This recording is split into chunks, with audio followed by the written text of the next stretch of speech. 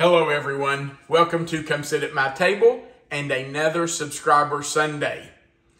Now, if you've been around a while, you know that on Sundays we do recipes that were sent in to us by subscribers.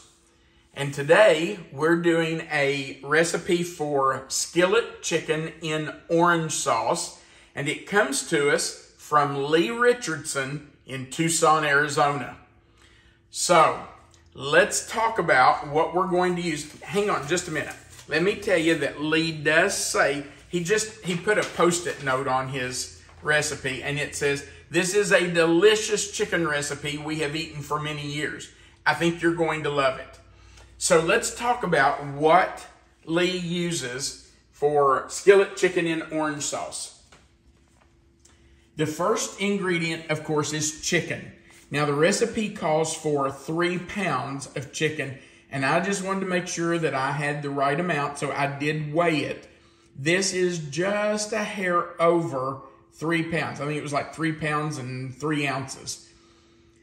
And I think that will be fine. This is 6 chicken breasts, but they're not huge. They're not like a lot of the chicken breasts I have gotten lately.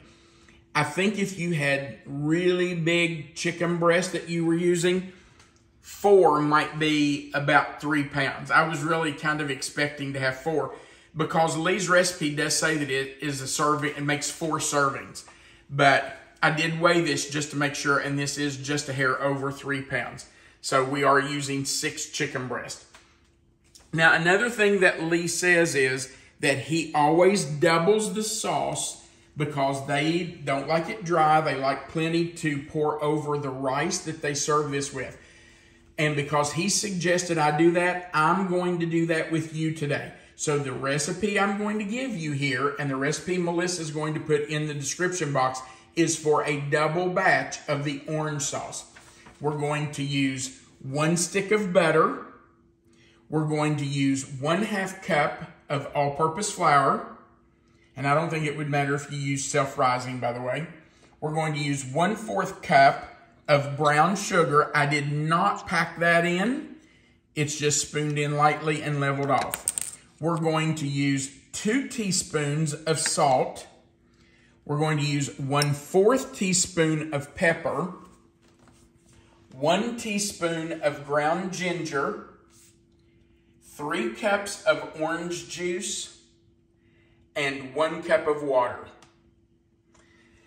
All right. Let's get started on this recipe. I think this sounds delicious. Melissa and I do eat let's move on over here to the stove, babe. Melissa and I do eat a dish at our local Chinese restaurant that is orange chicken. And I'm kind of wondering if this is about the same as it, if it's similar to it. I don't know. We're going to find out. If so, I know we'll love it because we really do like that orange chicken dish. So in we go with our chicken breast. Now, we are not trying to cook these through.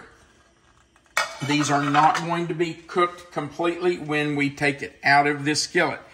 All we're doing is browning it on both sides. So we just want to, and I did, by the way, I did already melt my butter in here, even though I had a stick of butter out to show you. I had already melted a stick of butter in the skillet, so that's why it was already in there and ready to go. Now, we're going to let that start frying, and we're going to get it browned on both sides before we take it out. And it will not be done. I don't want anybody to be confused by that. It's not going to be completely cooked through because we're going to bake it, and it will finish cooking in the oven. The next thing we need to do is mix together our dry ingredients. So I'm going to put in the flour, put in the brown sugar. We're going to put in our salt, and that's 2 teaspoons. So there's 1, 2. We're going to put in just 1/4 of a teaspoon of black pepper and 1 teaspoon of our ground ginger.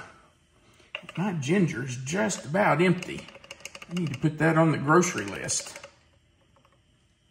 All right, that's all in. Now we need to just mix that together. I'm going to move all that out of the way. And I'm just going to take a fork and kind of stir that up, break up any of those big pieces of brown sugar or any lumps of flour. And that's not going to really matter. We are going to put this in the skillet after we finish browning our chicken.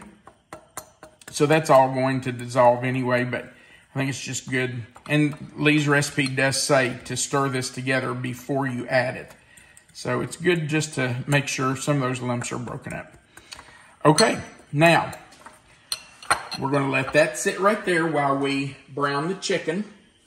We will continue to cook it and we'll watch it closely. It does say to do it slow. It says slowly brown the chicken. So once I get it up to really cooking well, I will turn the heat down to probably medium low. Probably on my gas stove, it'll be between the 2 and 3 mark. And we will brown it on both sides before we finish the recipe. Our chicken has been cooking and it has slightly browned. We have cooked it on both sides. So we're just going to move it from the skillet over to our baking dish. And I have sprayed the baking dish with non-stick spray because we do not want this to stick, especially with us adding brown sugar and orange juice. It could be a little sticky, so I did spray it pretty well. Now, I'm going to try my best to get this to lay in there flat so we have a single layer. I am using a little bit of a deeper dish for this because I don't want that to run over. So I am using a little bit bigger pan. Now it says for us to stir in, and I am going to use a whisk for this, to stir in our flour mixture. So I'm just going to sprinkle that over. And I'm going to whisk that in with that butter. And it says to let it cook until it just kind of starts to bubble. You want it to thicken and cook that flour for just a little while. It's going to continue to cook. It's not like we're making a gravy where we need the raw taste to cook out that flour. It's going to do that anyway. But it is good to let this cook for just a few seconds. So we want it to bubble. And you can see there that it is bubbling. I don't know if that's showing up on the video, but it is bubbling. I just want to make sure that all that flour is incorporated. We don't want to see any white lumps. And now we can add our water and our orange juice. I think you can see there that it's really bubbling. So that's cooking really well. All right, we're going to add our water. And I'm going to whisk that in just to try to incorporate that roux. It's a roux when you take any kind of fat, in this case we used butter, and you stir in flour that's going to be a thickener. Okay, I'm going to get my orange juice. We'll start stirring that in. I want to do that slowly. I don't want to just dump it all in because I want to make sure I get the lumps broken up from that flour. I want to get that incorporated. So I'm just going to take my time, make sure that's all dissolved. The heat will help do that too. Boy, this smells good. It does smell nice. Wow. Okay. And some more orange juice. That looks pretty good. It looks smooth. I don't see any lumps. And it says we need to cook this until it thickens slightly. I'm really glad that Lee suggested we double the sauce because Melissa and I do not like dry foods. We don't like dry pizza. We don't like dry pasta. I think this is going to be a nice amount of sauce for this much chicken too. Absolutely. So I'm glad he suggested that. Now, we just want to continue to cook this. I have turned it up to medium-high. And I think I'm going to stop whisking now that I don't see any lumps. I think I'm pretty safe with that. Can see that pepper in there. And I'm going to switch to a spoon. And I'll just occasionally stir it like this while it's coming up to heat. And it should not take long. Now, Melissa, this recipe comes from Lee Richardson in Tucson, Arizona. Does that make you think about anybody? Makes me think about our friend Mo. It sure does. Sweetest lady that we met on a trip. Yeah, Melissa and I were on a cruise. Met a lady named Mo. Well, her real name's Maureen, but everybody calls her Mo. She lives in Arizona. So anytime I hear about anybody in Arizona, my mind automatically goes to Mo. We're going to get to travel with her again this fall. We are. Nice. We're going to get to go on another cruise, and Mo is going to be, and her sister-in-law are going to be on that trip with us. So we're anxious to see Mo and Sue again. They have become very dear friends. We hear from Mo and Sue quite often. You know, isn't it amazing how you can travel and meet so many different people? And there's just, with some of them, not with everybody of course, but with some of them there's just an instant connection. I don't know, it's just, I don't know what that is. I can't explain it, but we have made so many friends over the years by traveling. Just people that have become very dear to us. Mo and Sue are definitely two of those people. So, yeah, this dish, even though it comes from Lee, and Lee, we do appreciate you sending us this recipe. It's always nice to get a recipe that someone says they've had for many years, like Lee did. Absolutely. Yes, he said this is a tried and true recipe.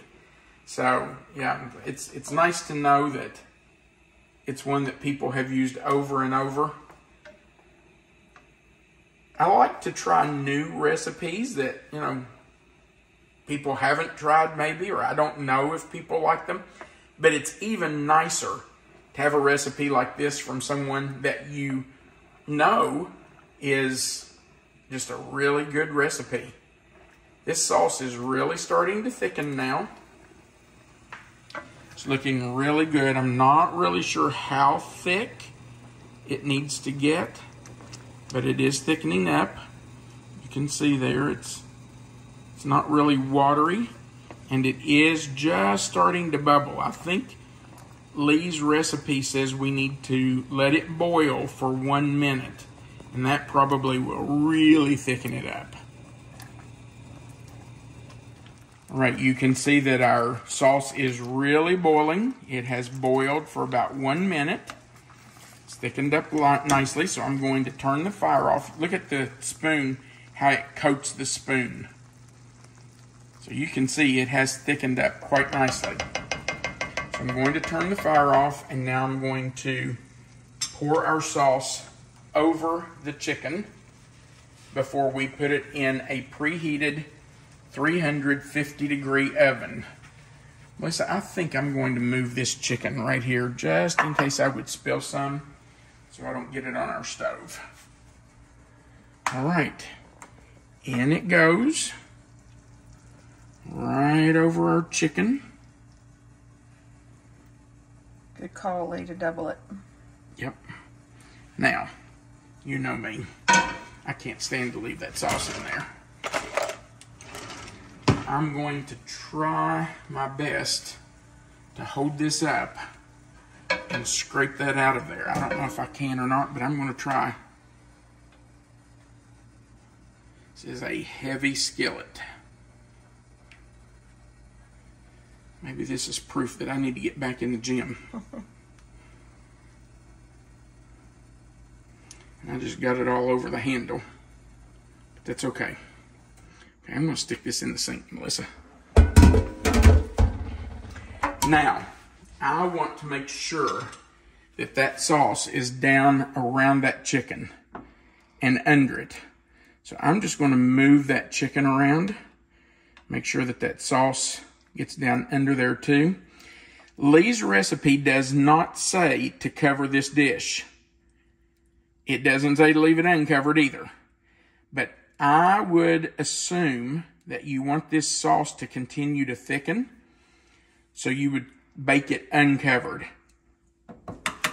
And while it is baking, we are going to fix some rice, and I think we're going to have some steamed vegetables with it. I've got a bag of Normandy blend vegetables, so I think we're going to do some of those and some rice to go with it. Now we're going to put this in the oven. It is preheated to 350. The recipe says for 30 minutes, but at the end of 30 minutes, I'm going to check the internal temperature of the chicken. I'll use just my probe thermometer and make sure that it's at 165. So as soon as that chicken is cooked to 165, we'll get ready to eat. Our skillet chicken in orange sauce is out of the oven. It looks delicious and it really smells good. I'm anxious to dig into this. I haven't tried it yet, but it does smell a lot like the orange chicken at our local Chinese restaurant. So I'm just kind of anxious to see if it's going to taste the same. Ooh, it's really tender. When we, of course, get it at the Chinese restaurant, it's cut into cubes. So that's a little bit different presentation. That's true. It is. And I told Melissa while it was baking, I might even consider trying that the next time we do this. I might cut the chicken up into cubes and bake it that way just to see. I'm going to put just a little bit more of the orange sauce on here. Now that I have it cut up, I think that would be better if you cut it up on your plate and then drizzled some orange sauce over it. It looks delicious. You ready, babe? I am. Get you a little bite of rice with it. By the way, we did make some minute rice to go with it. And we are going to have some steamed broccoli. No, we're doing steamed vegetables, some Normandy blend with it. That is really good.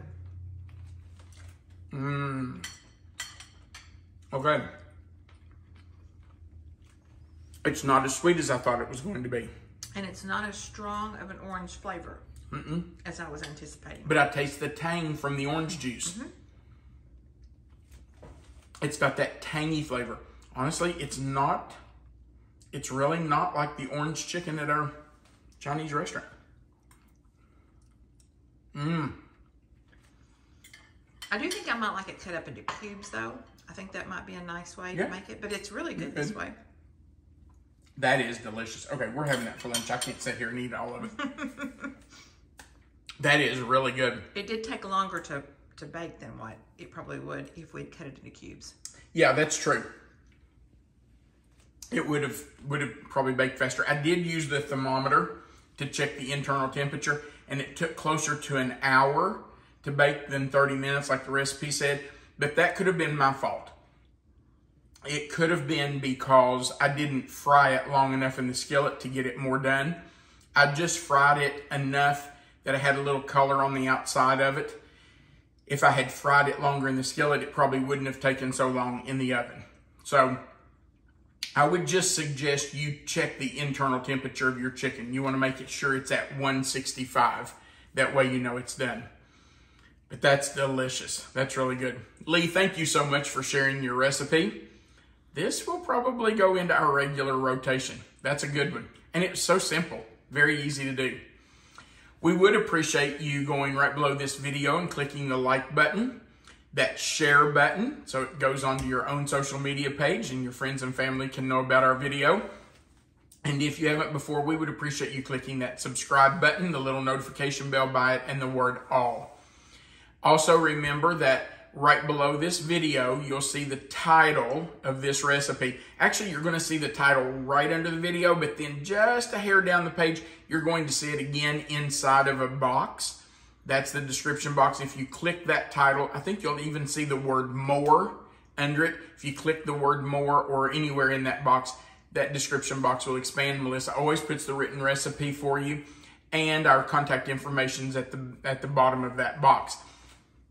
If you want to send us your favorite tried and true recipe, we would like to see it. Consider maybe using it on our videos. So feel free to send us those recipes. We would prefer to have, we really need to get recipes that you have made and that your family loves.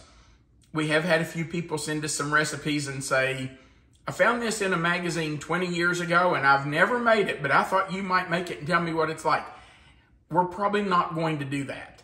We don't want to experiment, but we would love to try your tried and true recipes. So feel free to send those to us. Also, there's a place for you to leave a comment, and we love reading your comments. So please leave us a comment. Just say hello, if nothing else. We'd just like to hear from you. Thanks again for watching our video. We do appreciate it.